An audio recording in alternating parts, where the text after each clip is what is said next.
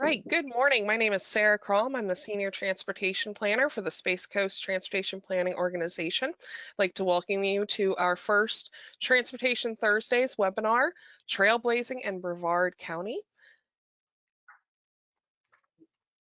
So as a general overview of the GoToWebinar setup, you should have a control panel where you are able to use the question box. Our attendees are in listen only mode, so you cannot mute and unmute yourself on your own.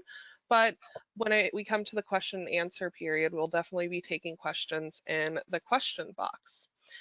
To review today's agenda, we're doing our welcome. I will speak on trails and the Space Coast TPO. We'll then have a panel presentation made up of Marsha Gadke, Keith Winston, and Tracy Wright. And then we have some discussion and then we'll question and answer time. So to roll into our presentation, since we have a very busy hour, I'm just going to give a brief overview of trails and the Space Coast TPO.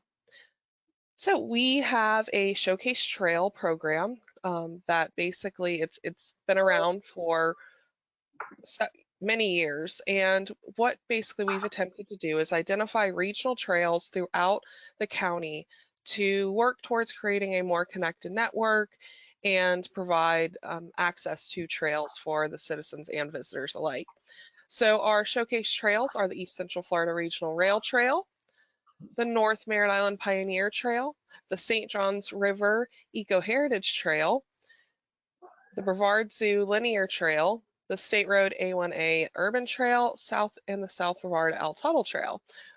We also, as of September 2020, have a new regional connector, or a new showcase trail, the Regional Connector Trail. That is what we're calling it for now. We'll probably come up with a more fun name as we move forward with planning. But basically the concept is to connect Brevard County and Indian River County through the trail systems. And so hopefully we're going to get started on the coordination and planning for that in the next year or so. Another highlight that I wanted to bring up about trails is the Coast to Coast Trail. We are the eastern terminus and we're very excited to be. And so this is a cross-state trail that runs from Pinellas all the way to Titusville. And so that project is underway. And then we are also part of another regional trail system called the St. Johns River to Sea Loop. And so as you can see, we're the very southern loop and it loops through 5 counties on the eastern seaboard of Florida. So also another amazing trail system to be a part of. Finally, we are part of the East Coast Greenway, which goes from Maine all the way down to Key West. And so we are very proud to be part of that national trail. So it goes even beyond regionals. So trail planning, why do it, and why is the Space Coast TPO interested in it? And so we conduct planning because it helps reserve the right-of-way for trails, basically making sure that there's going to be the space for the trails to come through eventually. It also shows commitments to our community partners, organizations, municipalities that we have it in a plan, we've developed a plan, and we want to move forward. Trail planning provides the opportunity for public input and involvement, which is very important when you're looking at building community features. And it helps to fund trails by basically creating a plan for trail development and encouraging partnerships and once again showing that commitment. So why trails? Why do we care about trails? They are safe multimodal transportation. They encourage economic growth, link community assets, connect people with places and the environment. They create more resilient communities, healthier communities, decrease congestion, and lower greenhouse gas emissions. So with that, I'm going to roll into moving into Marsha's presentation. And before we do, I wanted to show our East Central Florida Regional Rail Trail video.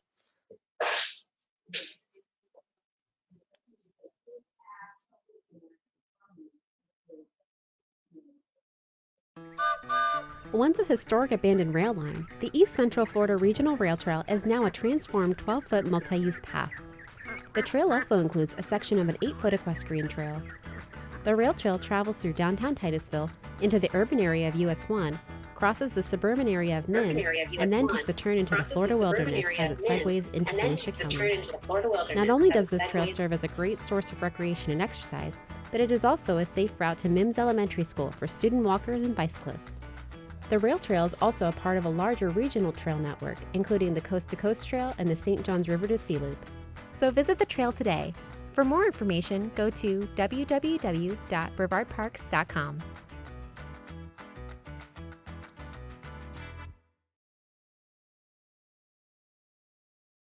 All right, so that is one of our showcase trails, and that leads us into Marsha Gadke. Marsha grew up in she is the president of the Titusville Area Chamber of Commerce. She grew up in Titusville, Florida. She received her education at the University of Florida and began her career in event management with March of Dimes Birth Defects Foundation in 1994. She is a lifetime resident of Titusville and Brevard County, who is a passionate leader and dedicated volunteer with many organizations such as the Titusville Playhouse, March of Dimes, Merritt Island Wildlife Association Board, and United Way. She has been a trails champion and partner since the beginning of the development of the East Central Florida Regional Rail Trail, understanding how trail systems inherently boost the economy. With that, I'd like to turn it over to Marsha to present, and I will give you controls. All right, thank you, Sarah. I'm gonna make sure. So first of all, thank you for including me in this panel.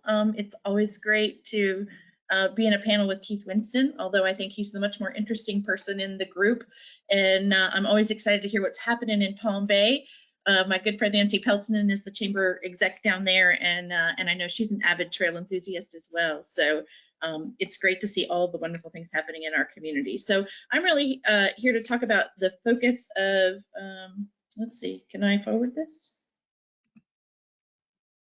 There we go. Hopefully that stays. So I'm really here to talk about the economic benefit of trails. And Sarah, with the video, you kind of took all of my talking points, but I'll just reiterate them. It is a huge amenity that is growing in popularity from a quality of life standpoint, a economic development perspective, and a tourism perspective. And so, you know, all of the bullet points that were mentioned by Sarah about increasing property values, the reducing congestion and pollution, all of that kind of stuff is definitely true. So business leaders rank quality of life, and as even more important nowadays, we're seeing in the economic development arena that quality of life, they could be anywhere, and there are incentives, and some communities have more incentives than others, but really it's about the satisfaction and quality of life for their workforce. And so things like trails and outdoor recreation and access to outdoor spaces is becoming more and more important all the time.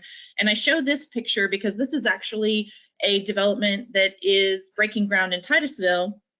If you're familiar with the area, it's 405 and US 1, between US 1 and the Indian River. So right at the entrance to Kennedy Space Center, you can kind of see that. But if you notice in their artist rendering, you can very clearly see walking trails as part of their design, because they recognize the importance of that.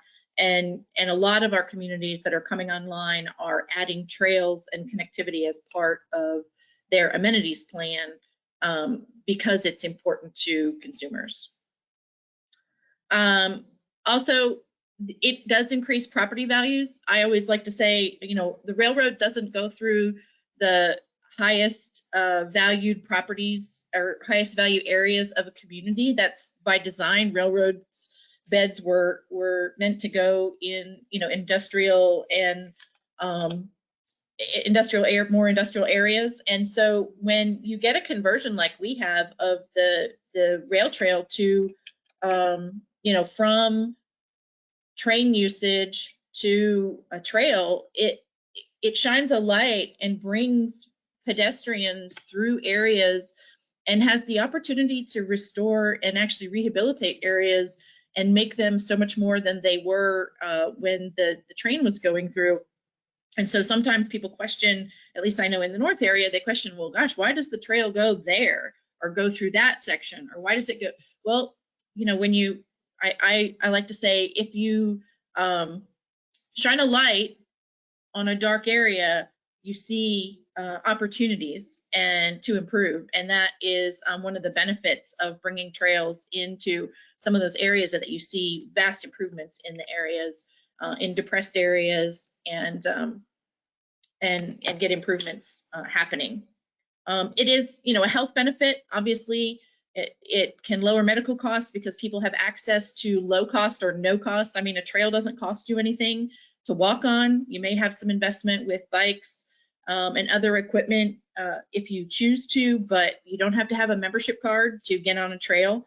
And so the more that we make them accessible and convenient, then it makes a healthier community, which is a cost savings for everybody, including businesses. As part of a wellness program, you can reduce your premiums, and individuals can reduce their insurance premiums by maintaining a more healthy lifestyle. And so trails can help do that.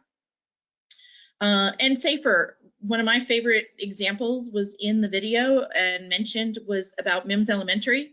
So State Road 46, if you're familiar with that corridor, is not the greatest corridor for pedestrian traffic. And you've got a lot of school children trying to go 2 blocks north to Mims Elementary. And now with the trail going right by the school, it creates a much more safer corridor to get those children to their destination, to and from their destination, and makes parents feel better. And we've got a lot of folks who are biking to work and biking to do their daily activities and run their errands, and so the trails definitely help with that. Let's see,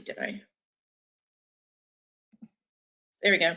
And then my last talking point is really on tourism. And whoops, I forwarded it. I must have clicked one too many times. Can you just go back one, somebody? Because or go back 2, I guess. There you go. And that's tourism. We talk about quality of life, but the real benefit is it's a benefit to both. And we have seen a tremendous increase in interest in the North Brevard area. We've always had wonderful visitation with the Merritt Island Wildlife Refuge and the seashore, and obviously launches, but we're getting so many inquiries about this coast to coast trail and the St. Johns River to Sea Loop, because it is a destination trail and people are eager to participate. So, you can see the Florida number that they pull out in this background of mine is 32 million is spending by Orange County trail users, but trails are an economic engine, and it helped us. It gave us the opportunity to put in a welcome center in downtown Titusville, and until the pandemic, have a very successful little bike shop there in the welcome center. But it is creating destination interest, and will continue to grow as we continue to get the trail closer to reaching Playland the beach. But I would say weekly we talk to a dozen people or more who are inquiring about the trails, what their completion percentage is, and how do they safely access that to enjoy that amenity. And I think that when the pandemic subsides a little bit further and we can start seeing international travel, it's tremendously popular with the international visitors. And so as soon as we can safely have that kind of tourism activity happening again, we expect those numbers to increase. And again, as the trail gets completed, it will only grow in popularity. So it's been a really great experience working with the city of Titusville and the county and TPO and all of the agencies that have been involved, and just being a small part of it, of all of the activity around the trail and seeing what it can do for our community. So that's my story, and I'm sticking to it, Sarah. Thank you, Marsha. And just as a reminder, we will take questions at the end for all of our panelists. So with that, we're going to move a little bit central, or to Central Brevard, with the Zoo Trail. And so let me pull up our Zoo Trail intro video, and then we'll turn it over to Keith.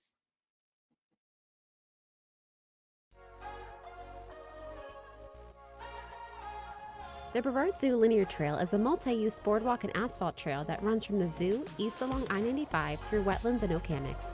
The 3-mile-long trail ends at Turtle Mound Road in Melbourne. Parking for the trail is located at the Brevard Zoo trailhead. The trail is open from dawn to dusk, and the best part, no admission fee. So grab your walking shoes or a bicycle, invite a friend. There's plenty of great stops along the way. Make sure to keep an eye out for wildlife sightings. So visit the trail today. For more information, go to www.brevardparks.com.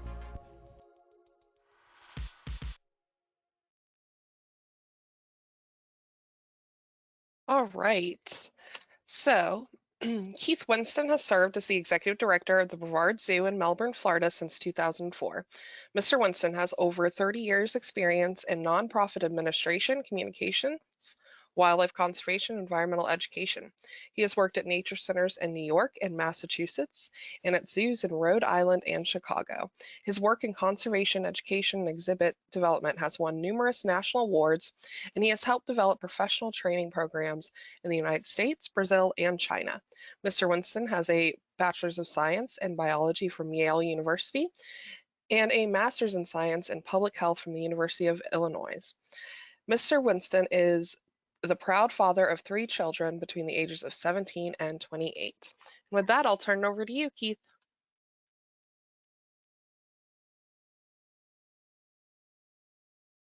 She does. Oh, I'm still muted. There we go. Now we can hear you. All right, thank you. I'm going to take a little different approach than Marsha because I don't prepare as thoroughly as she does. So I'm just going to tell you some stories about our trail. And start by saying when I got here in 2004, I actually sort of inherited this project. And our predecessors had just had challenges working with the different parties to get it done. And we were committed to finding a way to make this happen. And so one of the things about trails is they're not always easy. You're figuring out the land ownership issues. We ended up working hand in hand with the county and with the Vieira company, and everyone was just trying to get it done. But it's complicated when you're dealing with properties and property rights and all of those things. The other thing that I found really interesting is I've always been interested in sort of urban design issues and how do we get people outside. And we had a couple of little NIMBY issues at first, which is not in my backyard. So we heard from some communities along the trails that, you know, if we built a trail, it was going to open up and let undesirables into their communities, which I found rather amusing because it's actually a strip of land that is this narrow strip that is along I-95. It was agricultural. There were cows there at one point. But at this point, nothing was really happening. And when land isn't actively used, that's when other people come in to use it. So what they didn't realize was those unwanted folks were already living on that land because nobody was ever going through it. And of course, that problem disappeared when the trail went through. But so we ended up putting it in 2 phases. And the first phase was in 2014. It was about a mile long. It didn't really connect with anything. And the next phase was finished, I think, in 2018 and gave us about a 3-mile trail. It connected the zoo parking lot with Turtle Mound Road. And one of our original visions was we saw the growing community of Vieira. We thought, this is great. This is going to connect people so they can get on their bikes and they can bike to the sea. They can bike over to Pineda. They can hop on Pineda. They can go over the causeway and they can get to the ocean. I don't know how much that's come true. I can tell you what has come true is the trail is extremely popular. And we see it as this sort of suburban trail. It's not a trail I would use like the one up in Titusville that's going to connect me for 100 miles of rides. It's a 6-mile if you go back and forth. And so some of the challenges we faced along the way, the NIMBY issue went away. In fact, the communities along the trail have since built gates in their fences so that they can have direct access to the trail. I have a gentleman at one of the communities right now who wants to build a whole separate trail to connect his community to the trail. And if you know anything about rail trails, if you know anything about bicycling, this always happens. It's like so consistent and predictable. You have people who predict really bad things, and in fact, they're always really good things. They bring economic development, they make desirable communities. So we weren't surprised to see the gates. We don't think a lot of people use the Pineda because we don't think our users are primarily long distant bike riders. If you're someone who goes fast on a road bike, you really don't want to be on our trail. I like the video you showed because it showed one of the decisions we made early on is that we wanted people with dogs to be able to walk on the trail. We are a zoo, we're very animal centric. We thought that was an important piece of it. And we also thought that would actually keep the trail in some ways safer.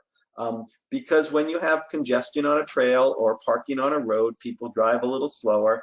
And this is not, again, a 25-mile trail. It's a trail that people can use to walk with their families, to walk with strollers, to take grandma out for a stroll, and that includes dogs. So at first we had some shock from people who were either encountering bicyclists going at high speed or walkers going at slow speed.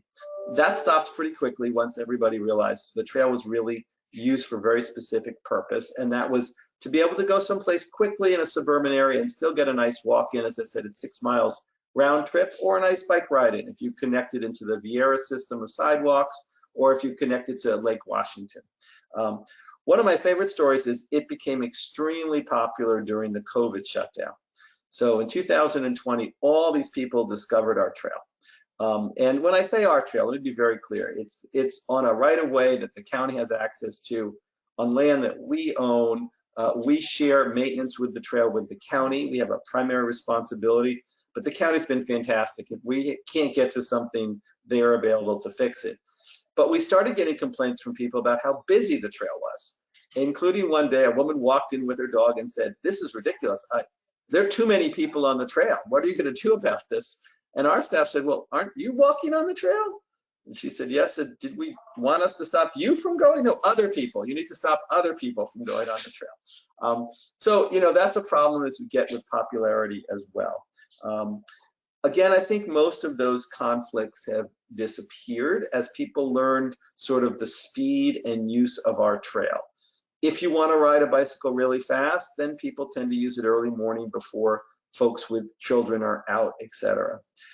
The other exciting thing we've seen about the trail is we're now talking to the Vieira company. They're developing on the west side of I-95. And because of that trail, they're really considering sidewalk systems and trail systems so you could make a loop. You could come down on the east side of 95, head west at the Pineda, and then come back up, which is exciting for us. I think that will give people other options. We also love the fact that our trail, even though it's sandwiched between communities and I-95, really is a wildlife corridor. We've done a little bit of interpretation for it. It is an historic trail that was used by some military. The original path there was actually used by the military. They laid the road there, and it still is a wildlife sort of migratory connection. And one of the things we've learned more and more is connections for wildlife populations are just really important. And this is a corridor. And we have some very strong anecdotal information from people who put out game cameras that at times over the years, Florida panthers, males looking to go somewhere, have actually used that trail corridor to move north. It's not ideal for them. It's sandwiched between 95 and communities. And as black bears start to come in our community, I wouldn't be surprised if it becomes something they end up using as well. So we're excited about all that. You know, final thoughts on the trail. We think it will continue to evolve and use as other pieces come along. And you know, one of the other challenges, though, we have committed to doing maintenance, and that's a big responsibility too. So for those of you who are talking about trails, you know, make sure you know what you're getting into. But it has brought such love from our community, especially in 2020, that there was this free offering where they could get outside, see nature, not travel too far. If you're meeting a friend and you didn't want to share a car, it was a great option. So it's really added to the quote unquote portfolio of the zoo. As we try to connect people with nature, it's been another great opportunity for us. And we've really enjoyed the experience and the positive impact it's had on the community. So there's a little thoughts on what we've learned from our linear trail. Thank you so much for sharing, Keith. And I do have to mention that the zoo trail, I consider it like my community trail because that's where we go to walk. So with that, we're going to move further south, and before we introduce Tracy, and so we have a video of another one of our showcase trails in the south end of the county, the South Brevard Tuttle Trail video. So give me 1 second to pull that up.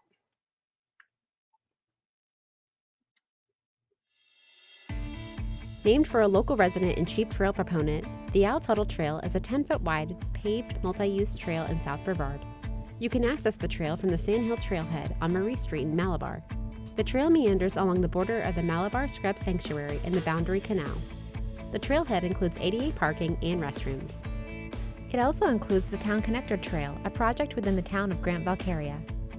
The Tuttle Trail is part of the proposed 22-mile South Brevard Linear Trail, which will connect various preserve lands within the communities of Malabar, Palm Bay, Grant Valcaria, and Mico. So visit the trail today. For more information, go to www.brevardparks.com.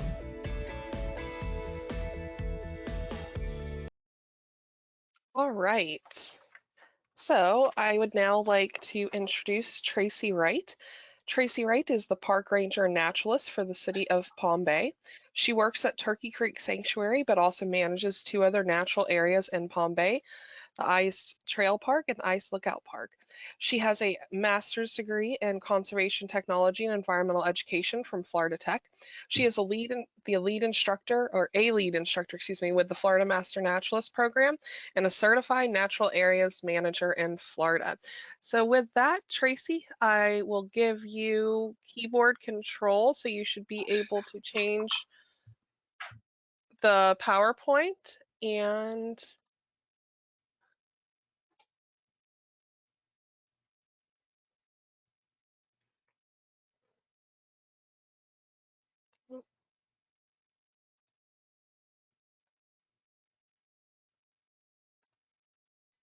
it says that you're muted. Okay, There we go. I'm used to Zoom. It's Yeah, kind of no, I'm identical. Okay. sorry. Okay. We Well, threw Rachel again. thank you for inviting me to participate in this webinar. And I have to follow the pros, Marsha and Keith. So I'm taking a different approach. The topic that Sarah wanted me to cover was trails and the environment, but I'm going to really talk about resource management as it relates to trails and what we do here in our natural areas, and hopefully give you some pointers that will help some of you that are maybe planning some trails, have some ideas, not sure how to get started. So we'll go through this. Okay, I am. How do I? My arrows aren't working. How do I? Okay, so we have. Can I just say next, please? Yeah, that's fine. Okay, next, please. Okay, so we do have 3 natural areas in the city of Palm Bay, Turkey Creek Sanctuary being the largest, and that's pretty much where I work most of the time. Many of you have probably visited the sanctuary.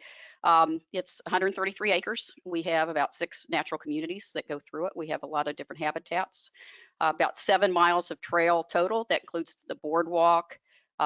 We have primitive trails, jogging fitness trails, and we also have bike trails on the east side of the park. We do allow service animals only, no pets, and I'll talk a little bit more about that. And we have quite a bit of visitation, especially in the last year with the pandemic.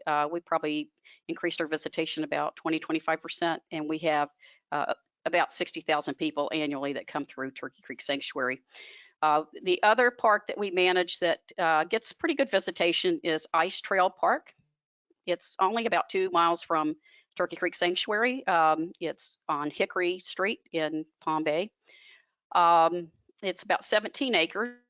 It's very similar to the sanctuary in that it's primarily sand pine scrub, and the creek also goes through that as well. We have a small boardwalk at Ice Trail, as well as primitive trails, and we do allow pets there.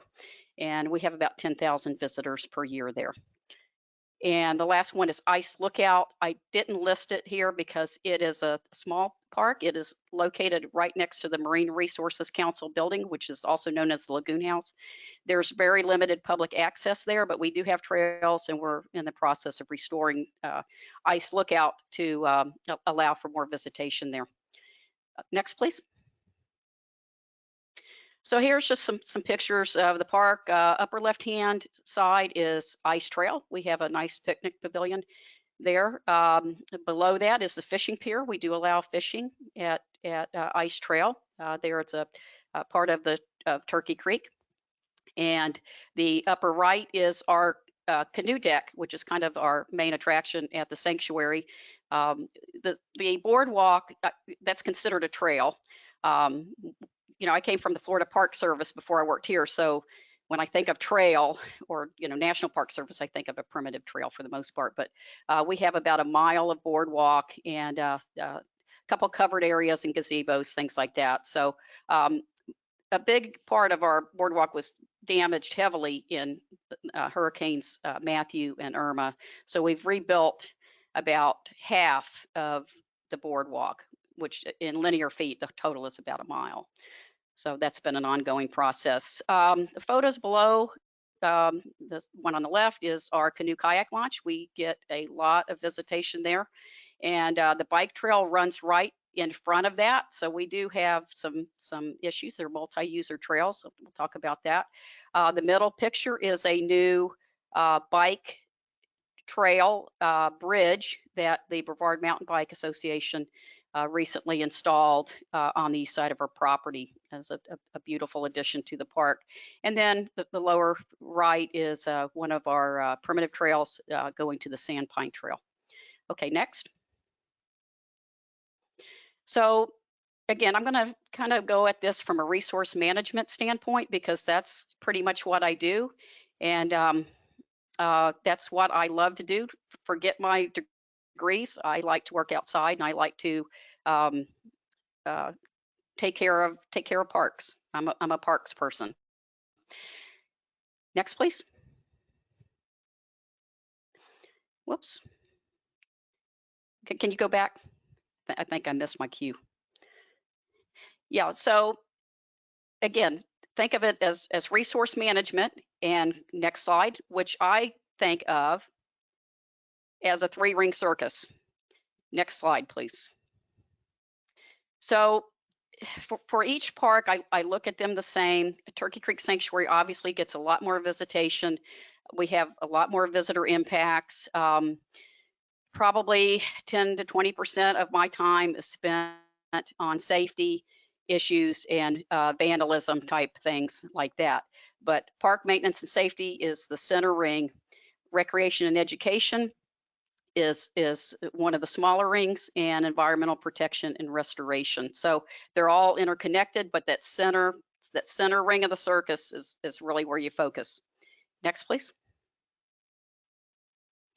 So for me, safety is always number one, and it should guide your decisions. I tend to really be a little paranoid on the safety side, and you can ask me questions about that. I'll go ahead and mention this, that one of my big concerns, because we have a lot more bike traffic on the mountain bikes on the east side of our park, where they built the new bridge, you know, the Brevard Mountain Bike Association, they're great partners and they've done a great job with those trails, but we have a lot more people hiking. We do not allow dogs in that section of Turkey Creek Sanctuary, but people do walk their dogs. People are hiking back there. A lot more visitation. The bikers are skilled. They fly through there. So they're used to having those trails to themselves. That's not the case anymore. So I've had to go in there and try to change a few things. We've had to reroute a trail, part of a trail, to give people some room in there that are hiking. So you also want to put up some signage. Those of you that have been to Turkey Creek know I love signs. It's my favorite thing. It's just to put up a sign, and pretty nice signs don't cost any more than the basic signs that you can get from Public Works. So we tend to order our special, but we like to give people a heads up, especially on the creek side. There are alligators and venomous snakes in the area. Sometimes people are actually pretty surprised about that, but we have signs posted everywhere because we want them to realize what they're getting into. A lot of people are kayaking now in the creek, and they're not very experienced. We want them to realize what they're likely to expect out there, and they also see manatees too. And signs help you to enforce your rules.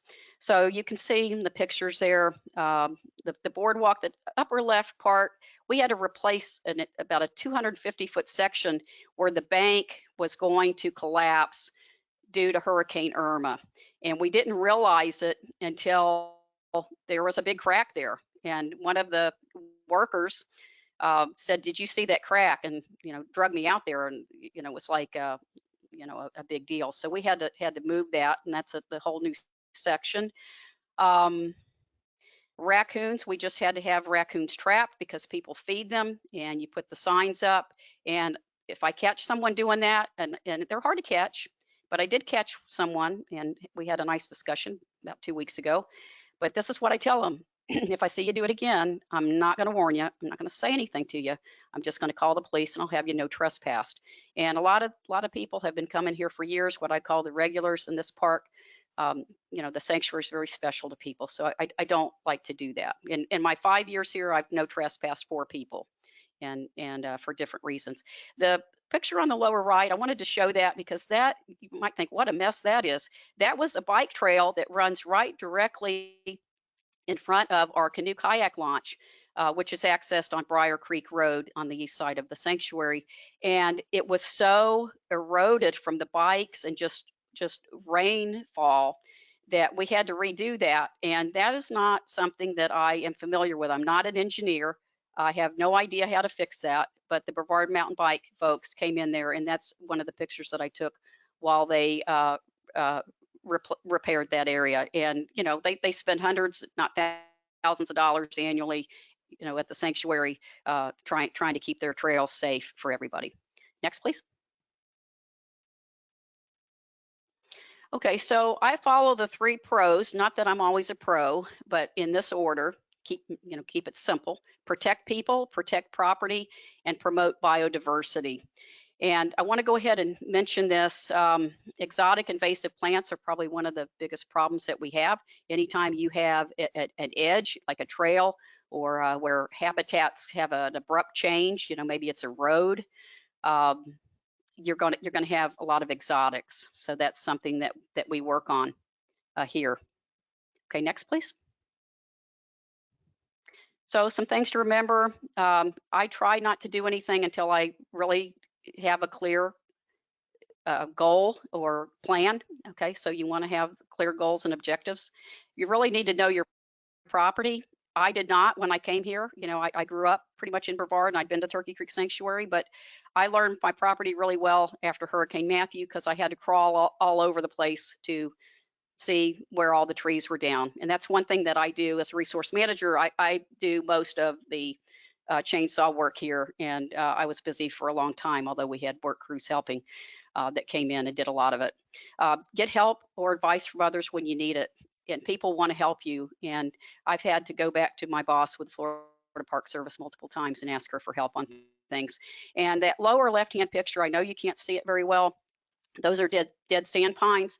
After both hurricanes, Matthew and Irma, we had ips and graver beetles infest areas of the park and kill our sand pines. And I called, there's nothing you can do about it, but I called the Florida Forest Service, and they sent a biologist out to confirm it, that's what it was. She said, there's not much you can do, but you always have to look at those trees. If sand pines are not sturdy, they'll come down for no reason, pretty much. If they're dead, you probably need to take them down. So I'm always going out in the park daily. I try to go on 1 or 2 trails, and I call it's something I learned in fire training. Look up, look down, look around. Always be looking for a hazardous situation. So if a tree is dead and it's going to hit the trail, either with branches or the trunk when it falls, we go ahead and fell it. And think long term. Don't get discouraged. And that lower right photo is that same bike trail repair completed. Next, please. So if you don't already know how to use GPS or GIS, I recommend that you pick up those skills if you're in resource management at all or building trails. It's not an optional skill. I'm not great at it, but I do use it. I get help when I need it. It helps us with our exotic invasive plant management projects that we do with FWC, and you can buy books that will give you 6 months of ArcGIS, and you can teach yourself. And my boss from Florida Park Service taught herself. So save some money. I spent $3,500 on my class. So, okay, next, please. So one final note, keep it simple, stupid, and that's me. If it's complex, it's going to take a lot longer, be more expensive, and maybe not even be as effective. And I know I'm older than some of you, so that is the Three Stooges, Larry, Moe, and Curly. And sometimes for me, it's me, myself, and I as the Three Stooges. I have done some wondrous blunders as I've learned, learning from mistakes. Next. So we'll do questions at the end. So that's it. Thank you, Tracy. So with that, we're going to do a quick roundtable and then we'll open it up for questions. And so I just have a couple roundtable questions to hear from all of our panelists is, what do you feel are the next steps for trails in Brevard? And whoever would like to go first. Keith, are you jumping in there? Or I can. Oh, you're muted. Or, you guys have to unmute me. Am I unmuted? Yep, you're unmuted. Okay. Well, Marsha and I were talking about before, I just feel, and Marsha was bringing up, there are issues. Electric bikes, I think, are coming, and they help equalize riders of different strengths. And I think it's a great way to get families together. And so I think that's coming. And Marsha, you were saying those issues were there because most of our trails say no motorized vehicles, and that won't apply anymore. That's not the right language. So I think that's coming and something we'll all be benefiting from when we get it right.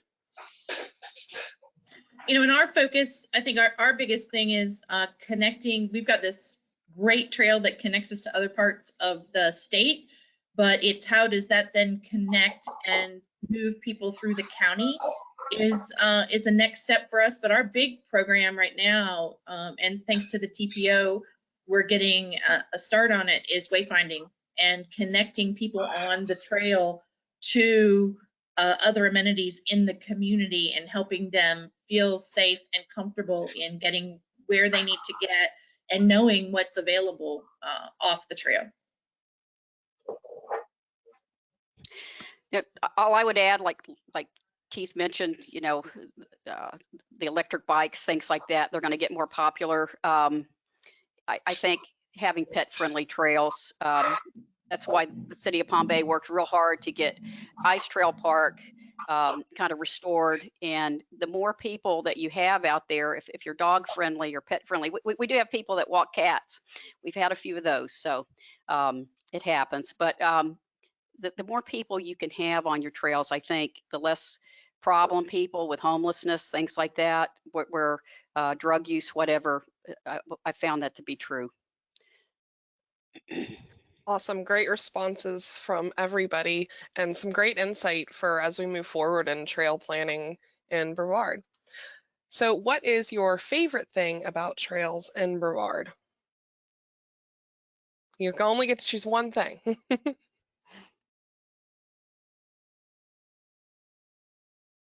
I think it's been watching the usage grow up in North Brevard. For me, it's been watching the diversity of the numbers of people that and the types of people that are using the trail. You know, we look at it from an economic perspective of drawing tourists and that kind of thing, but just watching the community embrace it and really use it for part of its intended purpose, which is getting them from one place to another safely, has been a great part to watch.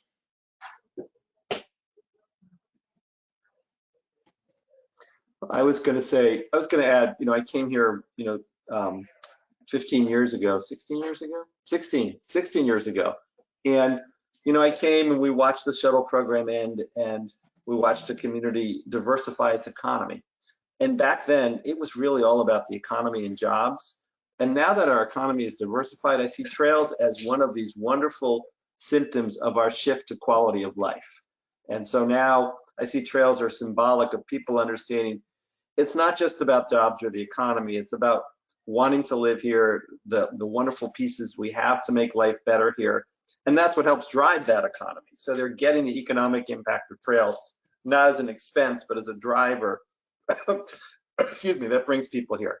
So I think they're that wonderful symptom of people sort of getting more sophisticated about what they want in their community. I think it just connects. I think it just connects people to nature, and you know they're free in our case, and they're just special places for people in a really urban area. So just a connection to nature for everybody. Awesome. Thank you, guys. And our final panel question is, what do you feel needs to be improved on? I feel like we've kind of started touching a little bit on that in each of your presentations, but what do you think needs to be improved on? Well, I would like to see, I don't know how the trails cut across socioeconomic lines in Brevard County. Are they truly accessible to everybody? In our case, you know, Vieira is a pretty wealthy area. So I don't know if some of the other trails are serving the communities that need them. Marsha, I think you touched on that. Maybe they are in Titusville. And, you know, are there bicycles available for kids? Do we have other pieces that make them really available to everybody? And Tracy, you touched that they're free, which is critical. It's a good start, but what else do we need to do to make sure everyone's served by the trails?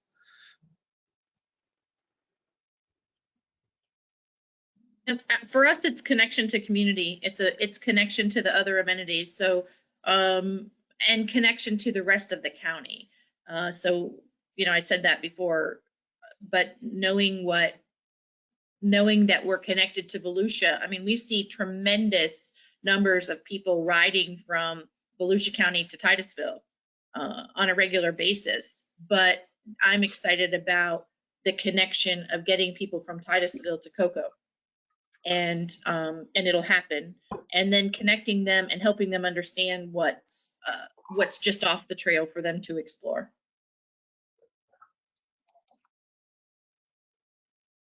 Okay, I think for us maybe it's a little bit different, and certainly what you know Marsha and Keith said is true. But I was telling someone this the other day, actually, a couple people, including the ranger. Ole Johnson, who was here, he still volunteers, and he was here for about 23 years, that I think the resource here at Turkey Creek Sanctuary, maybe not our other natural areas, but I think the resource is starting to show the strain, and I need to find ways to better protect the natural resources here. And I'm going to just use an example. So the canoe kayak launch, gets in the past a busy day on a Saturday and a nice day, you might have 5 or 6 cars. Now we have 15 to 20 cars down there. Gopher tortoises have their burrows along the fence line near that area. And in the last 6 months, we've probably had 6 or 8 of them get under the cars. They get crushed. We put signs up. You know, people call whenever there's, you know, one that's injured or killed. But I think we need to do better to manage the numbers of people that we have now, because that's only going to increase, and it's a great thing. And I'm glad, you know, people are coming out, especially, you know, with the pandemic. But I feel like we need to protect, at least protect some of the listed species that we have here in the park. And we also have a problem with some poaching of plants and things like that, orchids, things like that, as we have more people. So, you know, I've had to kind of hide some of those things or not be so forthcoming about where some of these things are. So that's what I feel on the improvement. Thank you all for those comments, and they're all very true. And something that I really liked when I was putting together this panel was how diverse each of your trails are. And so we really were able to get kind of a feel on 3 different types of trails here in Brevard and 3 different areas of the county. So it is time for questions and answers. We have about 10 minutes left. And so, Laura, do we have any questions? We do have one person with their hand raised at the moment, Nancy Peltonen, and I will unmute. Thank you. I'm with the Greater Palm Bay Chamber of Commerce, and I just want to mention on April 22nd for Earth Day, we're having a meetup at Turkey Creek Sanctuary to walk the trail. So that's 5:15 is the start time. I also wanted to mention we have seriously got into the use of South Brevard Trail. So through Malabar, Scrub Sanctuary into Cameron Trails, goes right over to Turkey Creek. And that new trail, the BMBA did is absolutely beautiful. I mean, they've done an awesome job on that. I know that you said the kayak launch is getting really well used, and we've noticed that. How many more cars are there? Is there another access point that can be looked at for future access for kayaks? Because I know along Briar Creek Road, or whatever that one's called, you're right, they're just like all the way along there now on the weekends. And I didn't know if there's another access point where they might be able to get into Turkey Creek.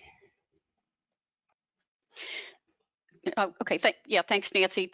We do have a launch area. It's a dock and a launch area. It's inside the park. It's near the dam. It's on the west side of the creek, and that's really only for staff. That's kind of access through the Melbourne-Tillman Canal area. So we don't allow the public in there except when we have authorized vendors or concessionaires that have agreements with the city to take kayak tours through. Okay, thank you. We have another question from a member who's part of a bike group and would like to know if there are any policies specific to e-bikes in Brevard or the state of Florida. So I'm actually going to invite Kim Smith, our education and safety coordinator with the Space Coast TPO, because I am not sure if there are any kind of laws or policies, but I have a feeling if there are, Kim would know. Hello, everybody. I was actually looking at that as the question came up. Currently, e-bikes are still considered bicycles. There's 3 classes of them now. The majority of them are pedal assist, which means they're not fully electric, but there are fully electric versions that are being souped up and can go as much as 35 or 40 miles an hour. So it's a constant state of the state of Florida looking at it and seeing, and you very well may see that some of those that go a little faster and are not pedal assist may become categorized as motorized vehicles and then would not be allowed. So we'll keep you up to date. That's a moving target. I know that when I was up in Maine, they had signage related to class of the e-bikes, and I think that'll probably be pretty standard sooner rather than later. But it's been a hot topic of discussion. Yeah, it will be a problem. Such a discrepancy in speed from some of those top e-bikes to, like, say, a pedestrian, it could definitely cause a real problem. One of the things I did read that a lot of the federal parks and federal lands are not letting them on trails where it calls for non-motorized vehicles. So there's a lot of that already in place. So it's up to your discretion. You could certainly, put that in place if you thought that was best for your facility. Thank you, Kim, and sorry to put you on the spot there. Okay, our next question is asking about Pineda Causeway, and are there any improvements planned from the mainland to beachside?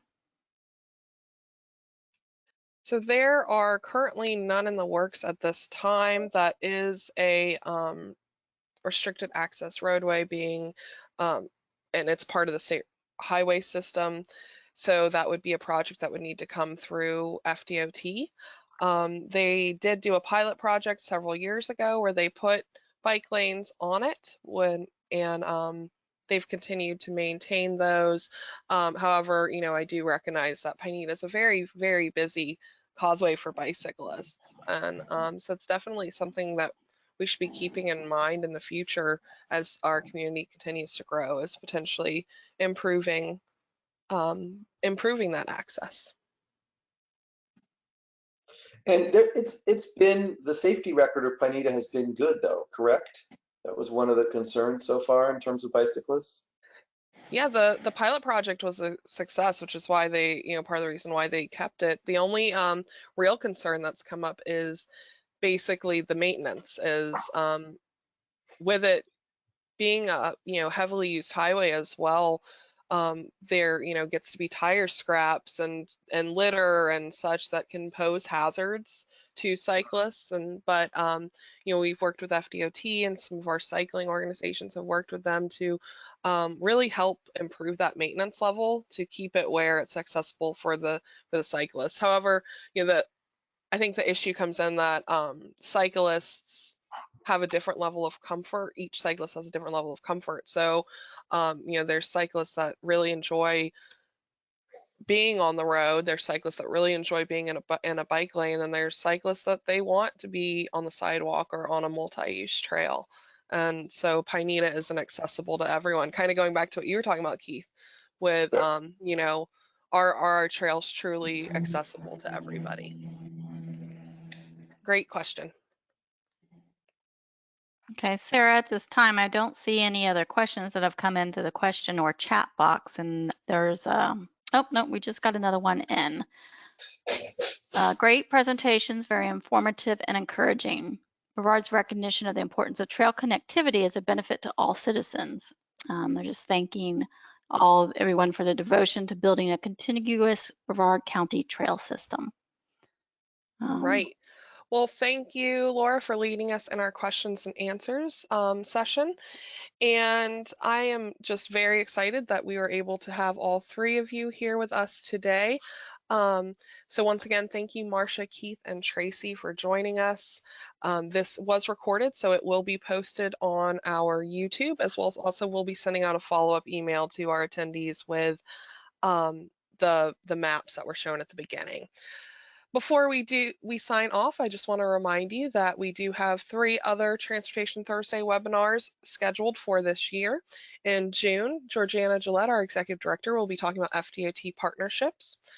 In August, Stephen Bostel, our Transportation Program Manager, will be leading us in an Intelligent Transportation Systems webinar. And then I'll be back in November to discuss transit in Brevard.